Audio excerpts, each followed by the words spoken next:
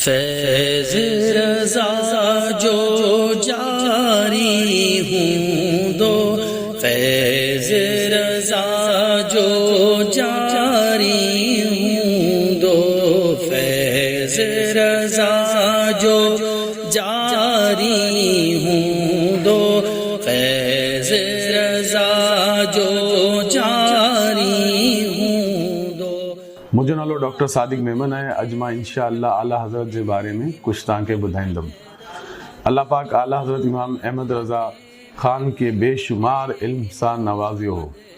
अवां रहमतुल्लाह ताला अलैह 50 जे क़रीब इल्म कलम खयाऊं ऐं क़ाबिल क़दर किताब तहरीर फरमायो।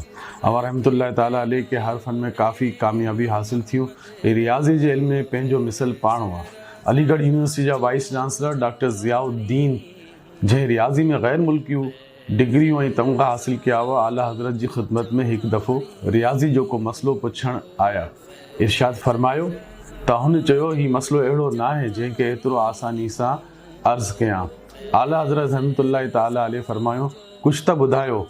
वाइस चांसलर साहब सवाल पेश कयो। आला हज़रत रहमतुल्लाह ताला अलैह उन वक़्तु हुनजो मुतमइन कंदड़ जवाबु ॾिनो। उनखे ॾाढी हैरत थी ऐं तमामु घणे ताजुब मां चवणु लॻो, मां इन मसइले लाइ जर्मनी वञणु चाहियां पियो त इत्तेफ़ाक़ सां असांजे दीनियात जे प्रोफेसर मौलाना सैयद सुलेमान अशरफ साहब मुंहिंजी रहनुमाई फरमाई ऐं मां हिते हाज़िर थियसि। हीअं त मालूम थिए अवां इन मसइले खे किताब में ॾिसी रहिया हुजो।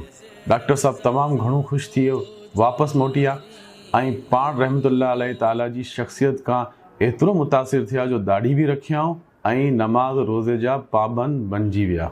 अल्लाह पाक जी आला हज़रत रहमतुल्लाह ताला अलैह के रहमत हुजे ऐं हुन जे सदके असांजी बख़्शिश थिए, आमीन। सिंधी सोशल मीडिया दावत इस्लामी जा नाज़रीन, हिन पेज के लाइक कयो, फॉलो कयो ऐं शेयर कयो। फैज़ रज़ा जो जारी हूँ